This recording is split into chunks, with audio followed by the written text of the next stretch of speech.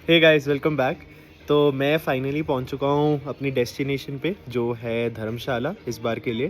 तो year and trip मतलब एक मुझे अच्छा लगता है करना, तो मैं अब वहां पे आ चुका हूं। मुझे मन था कि पीछे सीनरी जो व्यू हो उसके साथ मैं वीडियो शूट करूं, लेकिन अगर मैं ऐसे दूसरी साइड से शूट करूंगा तो पीछे कुछ दिखेगा नहीं बिकॉज ऑफ द सन। तो हाँ, एनीवेज इस वीडियो में हम एनालाइज करेंगे। So this is part 2 of analysing jewellery space. इसमें हम दो कंपनीज़ को एनालाइज करेंगे। पहली है AGOA मतलब आशापुरी गोल्ड ऑर्नामेंट्स, और दूसरी है RBC ज्वेलर्स। ठीक है, तो स्टार्ट करते हैं पहले AGOL से।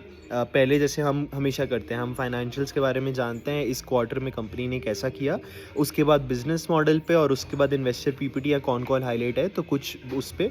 एंड देन पिछले क्वार्टर की कुछ जो डिटेल्स है वो भी हम इसी बीच में सारी कवर कर लेते हैं, ताकि हमें पता चले कि मैनेजमेंट जो पिछली बार कह रही थी वो एक्चुअली एग्जीक्यूट हुआ है कि नहीं। तो कंपनी का नाम है Ashapuri gold ornaments. Market cap है 290 करोड़, 300 करोड़ की एक छोटी कंपनी है।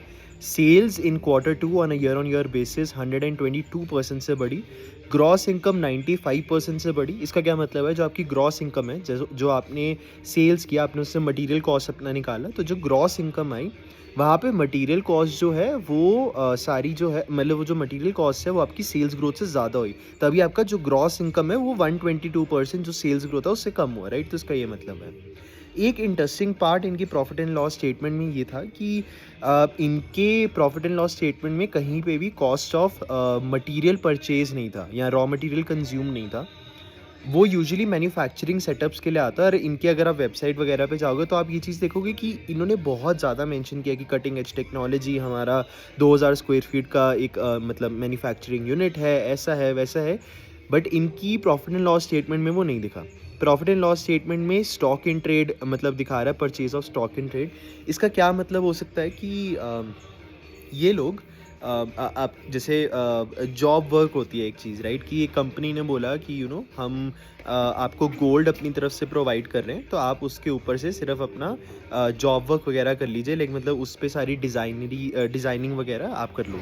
तो वो होता है जॉब वर्क वाला पार्ट। ठीक है, तो शायद ये वो कर रहे हैं। एंड सेकेंडली ये भी काफ़ी पॉसिबल है कि ये सीधा बाहर से किसी अपने कॉन्ट्रैक्ट से, राइट, कॉन्टैक्ट से सोर्स करते हैं ज्वेलरी, एंड देन दे मतलब sell it out to the customers, right. तो ये था यहाँ पे। Next is EBITDA. एबिटा जो इनकी इनकम है वो 340% से बढ़ी, तो sales 122, gross income 95 and EBITDA is 340%। ऐसा क्या है कि फाइनेंस कॉस्ट, सॉरी, जो एम्प्लॉई कॉस्ट है वो सिर्फ 15% से बढ़ी। एंड जो अदर कॉस्ट है, जैसे आपका एडमिन कॉस्ट हो गया, या आपने रेंट पे कुछ लिया हुआ है ऑफिस स्पेस, उसका कॉस्ट आ गया, तो वो सिर्फ 7% से बढ़ा था। तो आप देखो ग्रॉस इनकम 95% से बढ़ी, और ये जो दो आगे लाइन आइटम्स हैं जिनको माइनस करके बिट्टा आता है वो 95% से कम बढ़ी, राइट। हेंस आपका जो बिट्टा है वो 340% से बढ़ गया। अब एबिटा के बाद जो पीबीटी है वो 465% से बढ़ा, तो एबिटा 340, पीबीटी जो है 465। फाइनेंस कॉस्ट जो है वो डाउन हो गई, लाइक लास्ट ईयर जो इंटरेस्ट कॉस्ट थी उसके कंपैरिजन में अभी कम हो गई है। डेप्रिसिएशन एंड एमोटाइजेशन भी नेगेटिव आया है यहाँ पे, तो उस एंगल से आपको और ऑपरेटिंग लेवरेज मिला। फाइनली अगर आप अदर इनकम वाला जो पार्ट है वो निकाल दो, तो एक्चुअल में 550% की ग्रोथ हुई है ऑन इन पीबीटी। तो इसका मतलब है लास्ट ईयर जो other income, like Q2 of fiscal year 24 में जो अदर इनकम की कंट्रीब्यूशन थी टू पीबीटी वो ज़्यादा थी। ठीक है, 13% है इस बार compare to 25% last time out. And again जो पैट है वो 470% से बढ़ा, same as profit before tax. And EPS 300% से बढ़ा। यहाँ पे डिफरेंस क्यों है, क्योंकि राइट्स इशू हुए थे अभी। ठीक है, तो इसलिए आप वहाँ पे इनकी होल्डिंग्स भी आप देखोगे कि कम हुई हैं जो प्रमोटर्स हैं। ठीक है, अब बिजनेस मॉडल पे आते हैं। कंपनी करती क्या, उनका शोरूम है अहमदाबाद में 2200 स्क्वायर फीट का, जहाँ ये कहते हैं कि इनको इनकी फैसिलिटी है, मैन्युफैक्चरिंग फैसिलिटी इनके पास। हाउएवर बिग, जैसे तो ये B2B बिजनेस है इनका। दूसरे जो कंपनीज हैं जैसे तनिष्क हो गया, मालाबार हो गया, कल्याण हो गया, सेंको हो गया, TBC हो गया, इनके लिए ज्वेलरी बनाते हैं। ठीक है, तो ये मैन्युफैक्चर करके या सोर्स करके जॉब वर्क करके आगे उनको सप्लाई कर देते हैं। ठीक है, तो ये काम है कंपनी का और ये उनके क्लाइंट्स हैं।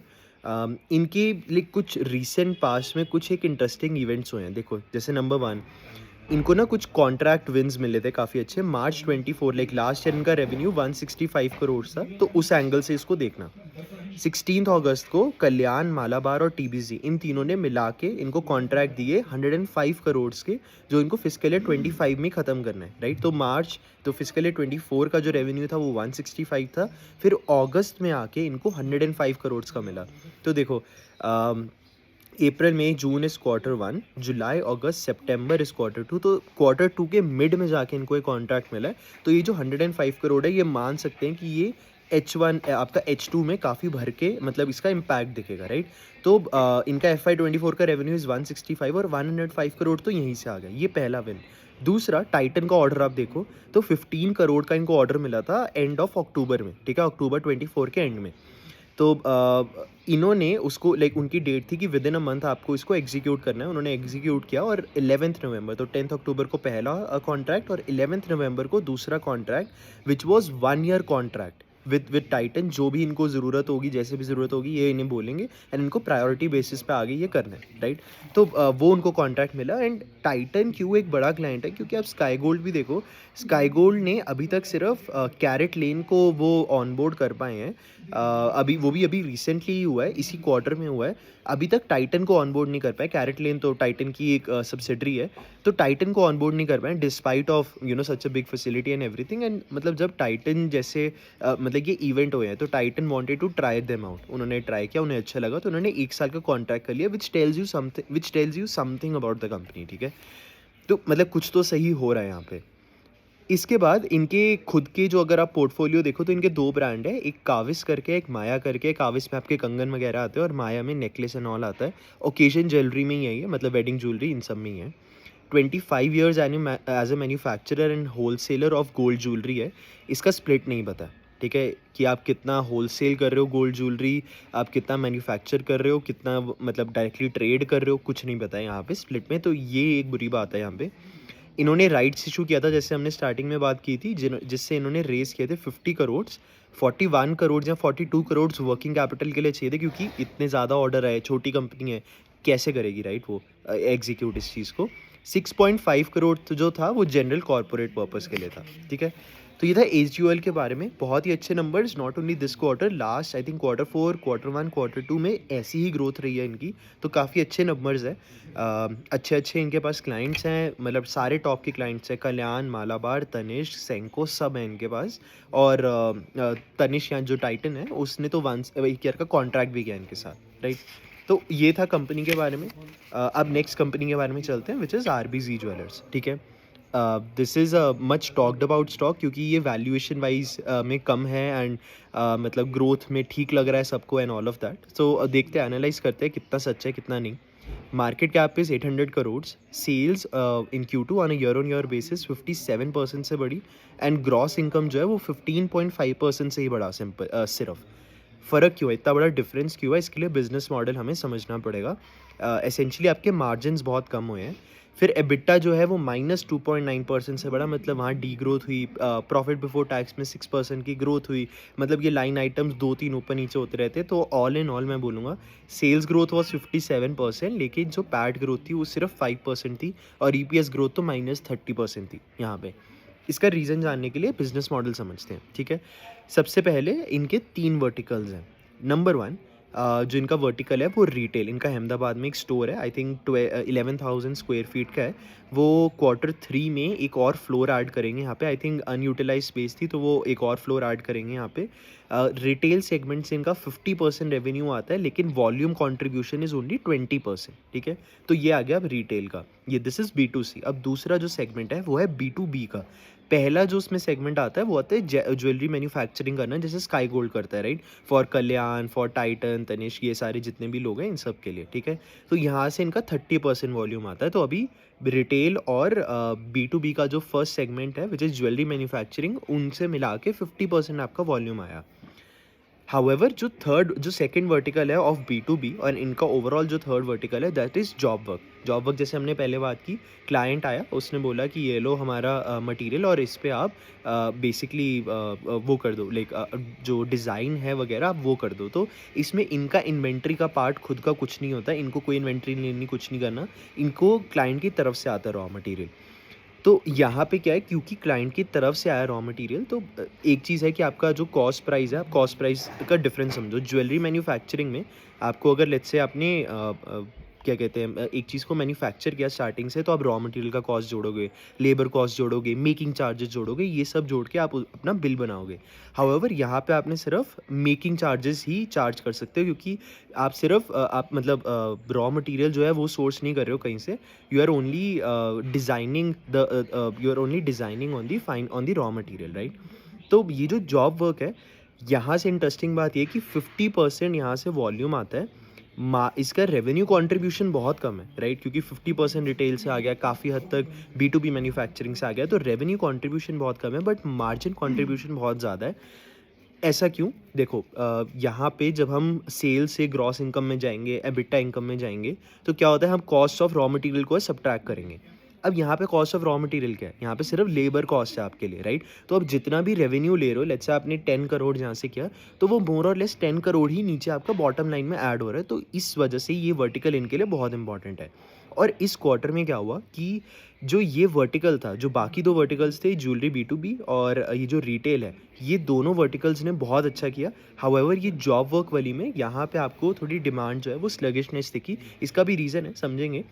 तो इसके कारण इनके मार्जिन्स अफेक्ट हो गए, क्योंकि पिछले जो Q2 ऑफ फिस्कल ईयर 24 में यहाँ पे जॉब वर्क से काफ़ी अच्छा इनको इनकम आया था, अभी नहीं आया।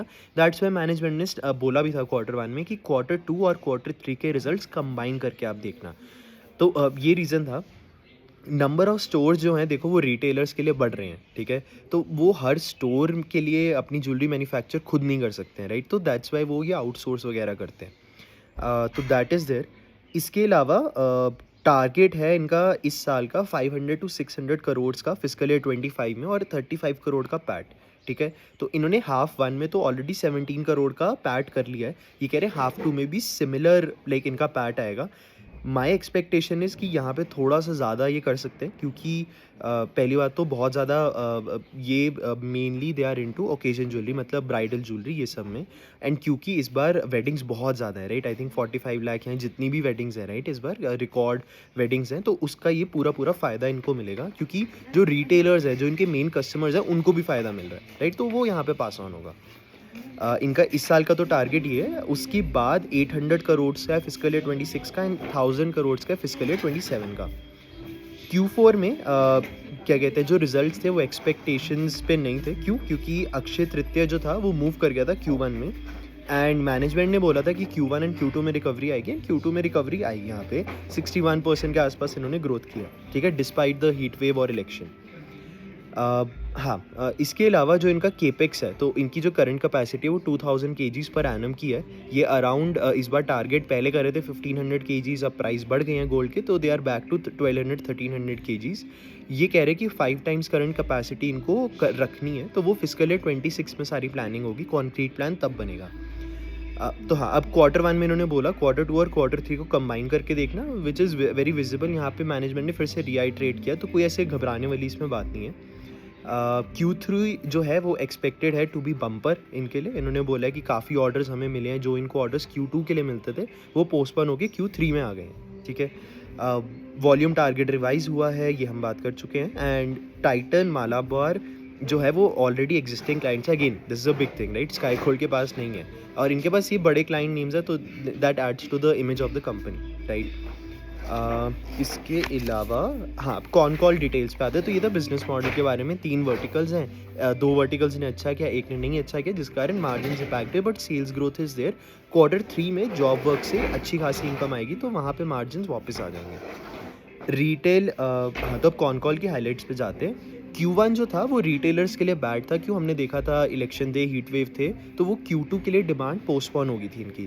तो Q2 अब जब इनकी इन्वेंट्री ऑलरेडी बिल्डअप है, तो ये नए ऑर्डर तो नहीं देंगे रिटेलर, और इनके जो मेन क्लाइंट है RBC के, वो रिटेलर हैं। तो Q2 में जब Q1 में जो रिटेलर के लिए बुरा क्वार्टर गया, Q2 में वो अच्छा गया, इसलिए Q3 के लिए उन्होंने ऑर्डर्स अपने दिए, तो इसलिए इनका थोड़ा डिले हो गया ये जॉब वर्क के ऑर्डर्स में। दिवाली के बाद इनको basically orders on job work बहुत ही ज़्यादा मिले हैं, क्योंकि अगेन दिवाली पे काफ़ी शॉपिंग हुई, उसके बाद इनको इन्वेंट्री ख़त्म होगी रिटेलर्स के, एंड देन वो उनके पास वापस आए। 1500 केजीज़ का इनका टारगेट था इस साल का गोल्ड सेल करने का, जब 6000 पर ग्राम प्राइस था। अभी जो प्राइस है वो 7700 पर ग्राम है। हेंस 1200 टू 1300 केजीज़ इन्होंने टारगेट रिवाइज़ किया है। बुक्स जो है इनकी वेटेड एवरेज प्रिंसिपल पे चलती है, मतलब कि इनका जो गोल्ड है कोई हेज नहीं है, ये basis their demand, basis the expertise that they have in the field, उस हिसाब से बाय करते हैं। स्काई गोल्ड वगैरह फ्यूचर्स में जाके आपके कमोडिटी एक्सचेंज में जाके वहाँ पे हेज करते हैं पोजीशंस, राइट, वो यहाँ पर नहीं है। हाँ, तो अगेन 17 करोड़ पैट इन H1 और इन्होंने बोला सेम ही करेंगे H2 में, but my expectation is again कि वो यहाँ पे ज़्यादा कर सकते हैं, क्योंकि H1 रेवेन्यू जो है वो 200 करोड़ था, टारगेट इनका 500-600 करोड़ है, तो अनदर 300-400 करोड़ तो आ ही रहा है, राइट। एंड जो मार्जिन है वो आपके Q1 या Q4 वाले वापस आने वाले हैं यहाँ पे, क्योंकि जॉब वर्क जो है वो बढ़ रहा है, तो आई एम एक्सपेक्टिंग कि यहाँ पे ये बेटर कर सकते हैं इससे। एंड अगेन उन्होंने भी बोला है कि हम ट्राई कर रहे हैं बेटर करने का, तो मार्जिन जो है वो Q1 में 11% थे, तो इसके अराउंड होने चाहिए क्योंकि जॉब वर्क वापस आ गया है। एंड Q2 में जो मार्जिन थे वो 7% थे सिर्फ, ठीक है। तो इस कारण आई एम एक्सपेक्टिंग कि 7 करोड़ से भी ज़्यादा ही, 17 करोड़ से भी ज़्यादा कर सकते हैं H2 में। ऑन ट्रैक चल रहा है सब कुछ टिल November 15 तो at least. Retail is very promising and retail growth ये कह रहे हैं 35 to 40% तो रहेगी नेक्स्ट 2 ईयर्स के लिए। अभी इनका फोकस है north, east and waste belt में, साउथ जो है वो अनएक्सप्लोर्ड है, ये फिजिकल ईयर 27 ऑनवर्ड्स उसको एक्सप्लोर भी करेंगे, ठीक है। तो ये था RBC ज्वेलर्स के बारे में। Q2 एंड Q3 को कंबाइन करके देखना है इसमें, इसलिए कोई घबराने की बात नहीं है। जो अनदर जो बडिंग जो यहाँ पे कंपनी है वो AGOL है, पिछले 2-3 क्वार्टर से काफ़ी अच्छा रिजल्ट आ रहा है यहाँ पे। तो लेट्स सी, यहाँ पे इन्फॉर्मेशन कम है, तो इन्फॉर्मेशन कम होगी, मार्केट का ट्रस्ट कम होगा, मार्केट का ट्रस्ट कम होगा तो PE एक्सपेंशन होना बहुत मुश्किल है यहाँ पे। RBC में on the other hand although results are mid, लेकिन वहाँ पे इन्फॉर्मेशन बहुत ज़्यादा है, कौन कॉल कर रही है मैनेजमेंट, सारी इन्फॉर्मेशन अवेलेबल है, तो आप देखोगे कि नेचुरली वहाँ पे कॉन्फिडेंस ज़्यादा होगा मार्केट्स का। तो ये बहुत ही इंपॉर्टेंट एक चीज़ है, एक कॉन्सेप्ट है, जितना ज़्यादा ट्रस्ट होगा मार्केट का उतनी ही जल्दी आप री रेट कर पाओगे। Sky gold was trading at 50 PE but was growing at 100%, when Kalyan was growing at 40% but was trading at 110 PE। तो ये जो गैप जो फिल हुआ क्यों हुआ, क्योंकि कंपनीज को, मार्केट को ट्रस्ट आया Sky Gold as a company पे, हेंस वो PE री रेटिंग हुई, राइट। तो ये था दोनों कंपनीज के बारे में। I think that would be the last video for this year, so happy new year and see you in the next year. Thank you.